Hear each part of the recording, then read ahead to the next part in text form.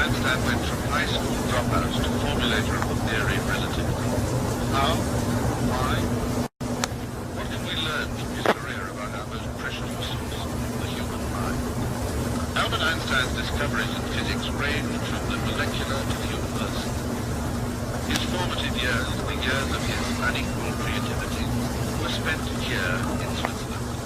In his education and his character may be revealed answers to the riddle of all genius. Albert Einstein submitted only 14 lines in response to a biographical request from PhD. That modest summary concealed some of the greatest adventures in history. Despite his renown, the third century remained simple and unassuming in his person. The secret of Einstein's genius may well lie in his simplicity, his childlike curiosity, his complete concentration, his playful visual imagination, and his openness to the symmetry of nature. But there is something else. The human intellect is a delicate flower, said Albert Einstein. His career reveals how we must nurture the mind to help liberate man from dogma and deception. I am one small piece of nature.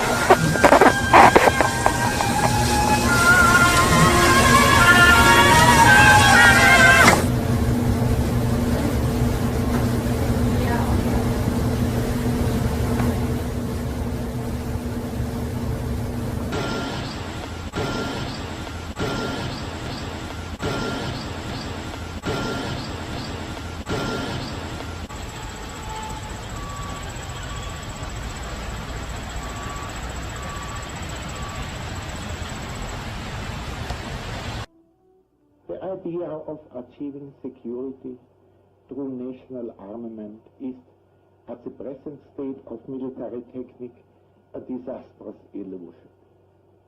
The hydrogen bomb appears on the public horizon as a probably attainable goal. Its accelerated development has been solemnly proclaimed by the President. Its successful radioactive poisoning of the atmosphere and annihilation of any life on Earth has been brought within the range of technical possibilities. That was an exclusive statement which Professor Einstein made for the NBC cameras 5 years ago, in which he warned that the products of his genius, atomic bombs, were a menace to mankind.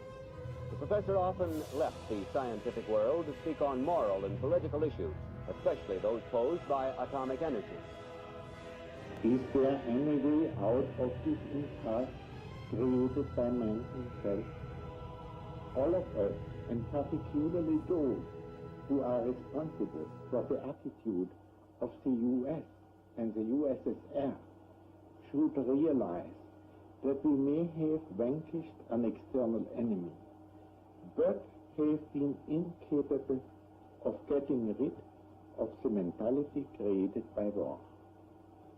It is impossible to achieve peace as long as every single action is taken with a possible future conflict in view. This is the formula which summarized Einstein's theory of relativity, a theory which gained him a Nobel Prize. Einstein took mass, or the atomic weight of a substance, and the speed of light, which is constant, and expressed their relation to energy in a simple equation. E equals mc squared. Another formula proposed by Dr. Einstein with a twinkle in his eye involves success in life. The rule, he would say, might be expressed as follows. Success equals x plus y plus z. X being work, y being play, and z keeping your mouth shut.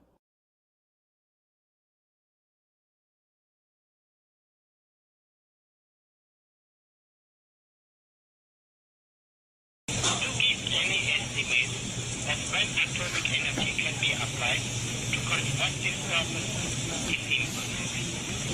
What now is known is only how to use a fairly large quantity of uranium. The use of quantities sufficiently all to operate the same in a car or an airplane is as yet impossible. Presumably, all materials which may be used for such purpose will be among the heavier elements of high atomic weight. Those elements are relatively scarce because of their lesser stability. So, though the release of atomic energy can be, and no doubt will be, a great boon to mankind, that may not be for some time. So, I hope I've given you some flavor for the kinds of questions which we ask. But I want to convey something to you, that it's an extraordinarily remarkable fact. It's not a fact about me, it's a fact about the way human beings think, the way human beings, their cognitive abilities, that when you think about it for a moment, you know, a small, relatively small band of hairless apes has been able to deduce all of this, has been able to deduce such strange and totally unintuitive, very, very foreign ideas, very, very abstract ideas about the universe as peculiar and as unintuitive as the world is a hologram. I thank you.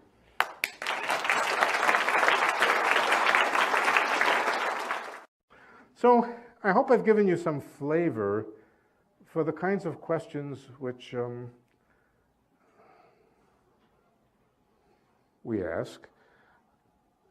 But I want to convey something to you, that it's an extraordinarily remarkable fact. It's not a fact about me, it's a fact about the way human beings think, the way human beings, their cognitive abilities, that when you think about it for a moment, you know, a small, relatively small band of hairless apes has been able to deduce all of this, has been able to deduce such strange and totally unintuitive, very, very foreign ideas, very, very abstract ideas about the universe as peculiar and as unintuitive as the world is a hologram. I thank you.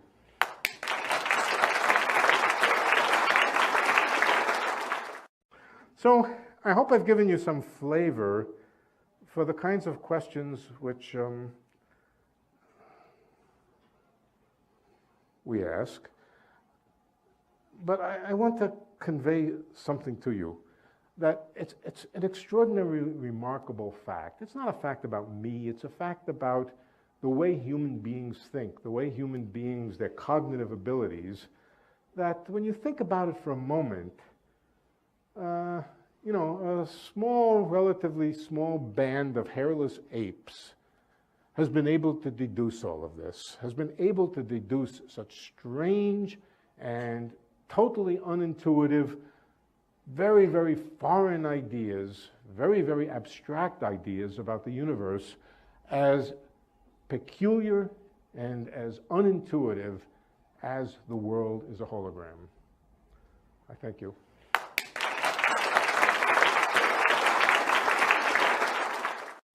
So I hope I've given you some flavor for the kinds of questions which we ask.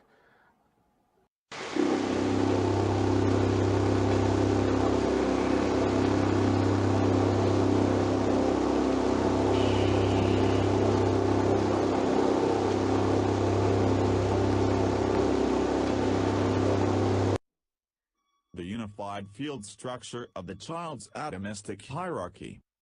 Millions of people, in particular children, have conceived of the possibility of an atomistic hierarchy, without realizing that deeply within such an assumption on the structure of the universe, there is what the physicists and especially Albert Einstein would call a unified field structure of the pure gravitational continuous type.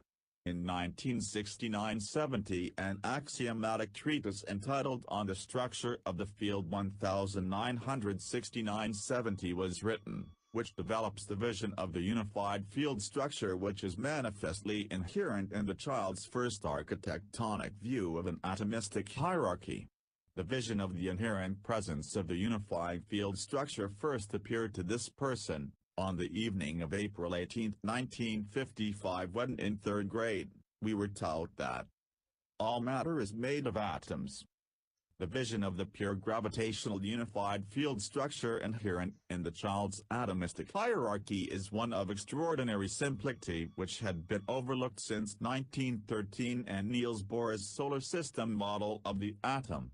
It is a highly visual theory that requires only an understanding of 1. The architecture of a child's simple geometric progression, 2. That the universal gravitational field extends in intensity infinitely far and inversely as the square of the radial distance 1/r2 from the material particle source. Both realizations are possible for most people beginning in childhood. Hence, an international film was called for more than 30 years ago. This website documents how the theory was received and censored by the physicists, the academic community, the U.S. press and motion picture industry then in 1970 to 1983 as well as today in 2009-10.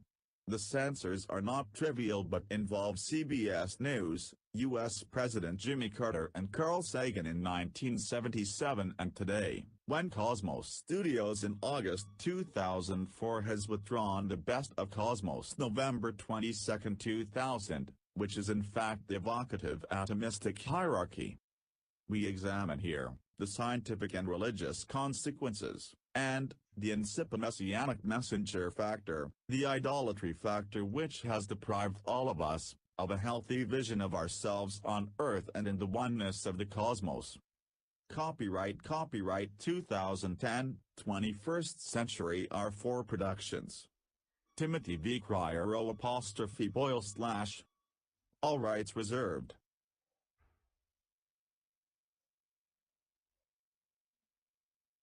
A estrutura do campo unificado da hierarquia atomística Shields. Milhões de pessoas, em especial crianças, conceberam a possibilidade de uma hierarquia de atomística, sem perceber profundamente dentro de uma suposição sobre a estrutura do universo. É o que os físicos e especialmente de Albert Einstein chamariam uma estrutura unificada de campo da pura gravitacional tipo contínuo. Em 1969 a 70 um tratado axiomático, intitulado Sobre a Estrutura do Campo foi escrito 1969 a 70, que desenvolve a visão da estrutura de campo unificado que é manifestamente inerente na primeira visão arquitetônica da criança uma hierarquia atomística.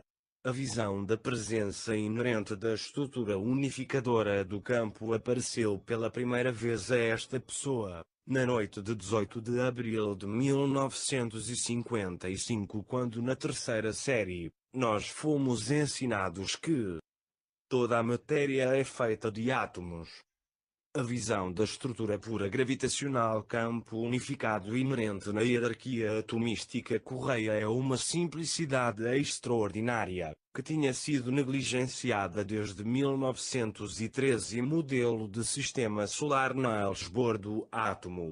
É uma teoria altamente visual que requer apenas um entendimento de 1. A arquitetura de uma correia de progressão geométrica simples. 2. Que o campo gravitacional universal estende em intensidade, infinitamente distante e inversamente como o quadrado da distância radial 1/R2 da fonte de partícula material. Ambas realizações são possíveis para a maioria das pessoas, começando na infância. Portanto, um filme internacional foi chamado por mais de 30 anos atrás. Este site documenta como a teoria foi recebida e censurada pelos físicos, a comunidade acadêmica, a imprensa dos EUA e indústria cinematográfica então em 1970 a 1983, assim como hoje em 2009-10. Os sensores não são triviais, mas envolvem notícias da CBS. É o presidente Jimmy Carter e Carl Sagan em 1977 e hoje, quando Cosmos Studios, em agosto de 2004, retirou-se The Best of Cosmos 22 de novembro de 2000, que é de fato evocativo e hierarquia atomística.